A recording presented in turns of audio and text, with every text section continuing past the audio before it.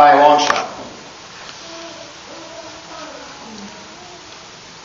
But when you look at how he lived his life, when you look at the smoke ascending from the fire burning in his life, you see something. And that something is a heart open to God's leading behind closed doors. I want you to put up that other slide for me, Christian, if you would. There is a saying, I'm going to completely butcher it, and I'm sorry, but it goes something like this. Your character is revealed by who you are when no one else is around.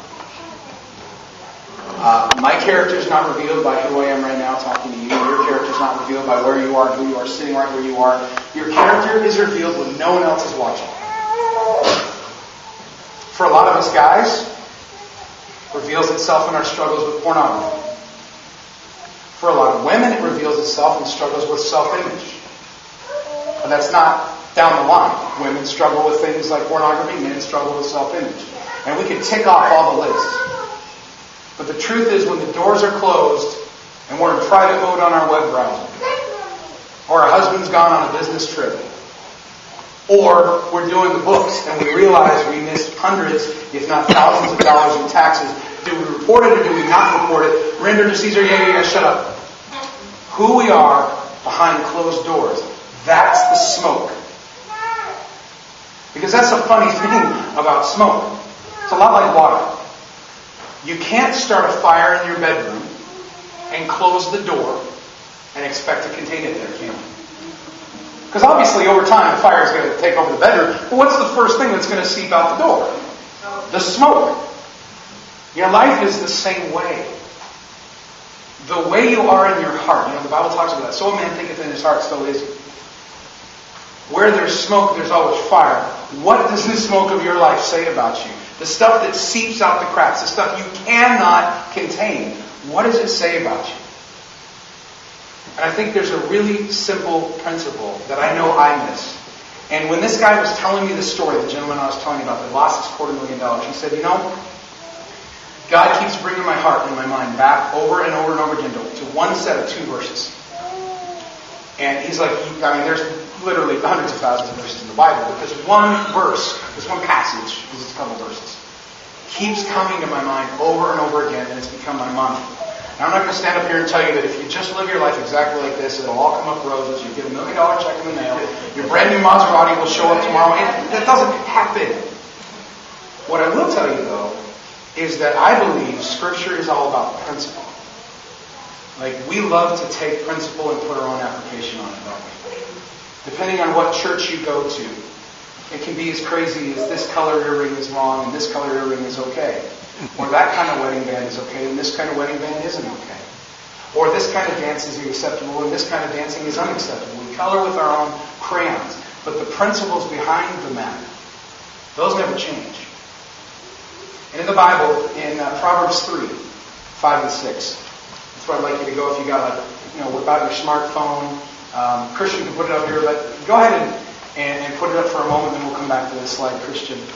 Proverbs 3, 5, and 6, a huge portion, most of Proverbs, was written by Solomon, considered by the Scripture the wisest man that ever lived.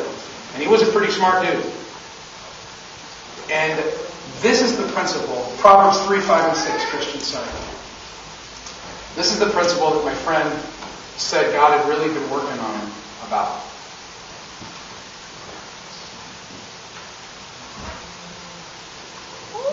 That's 3:1 through 35.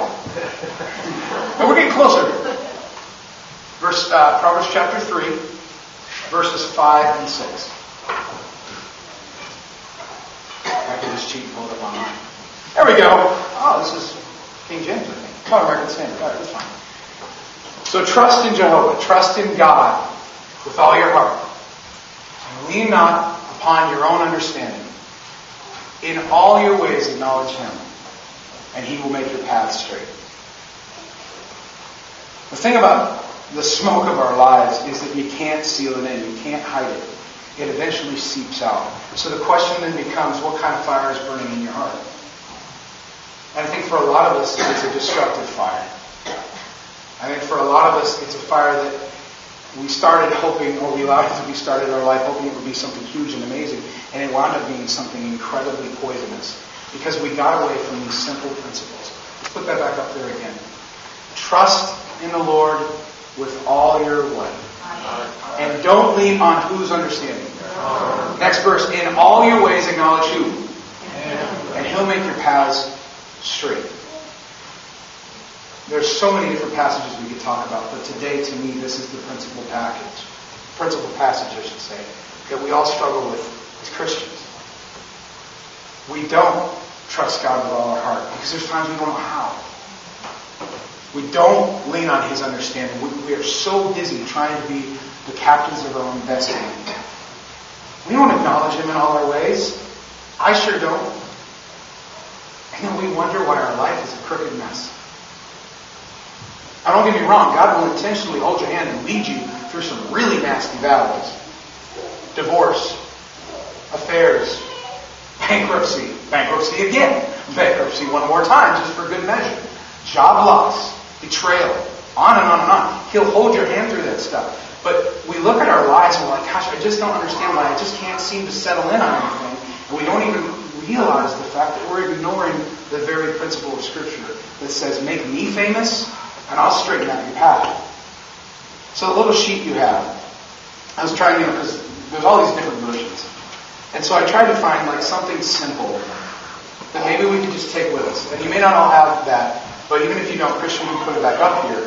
And if you want, you can write it down. You absolutely don't have to. But this is based on Proverbs 3, 5, and 6. And to me, going forward, I mean, we're not talking to the entire Christian church today. We're just talking as a family. But to me, us going forward as a church family, I think it would be really powerful, and I start with me, if we could take this principle and try every day to do a little bit better applying it in our lives.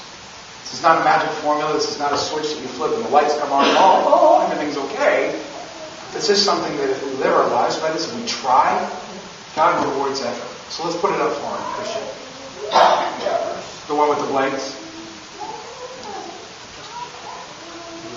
Pause for this commercial break. Here we go. So I tried to break it down in just a couple simple little phrases.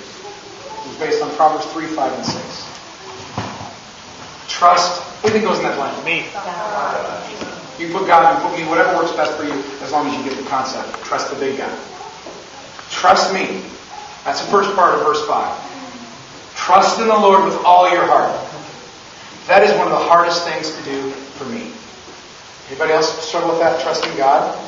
I mean, because if we're being brutally honest, it's like you're trusting this great big invisible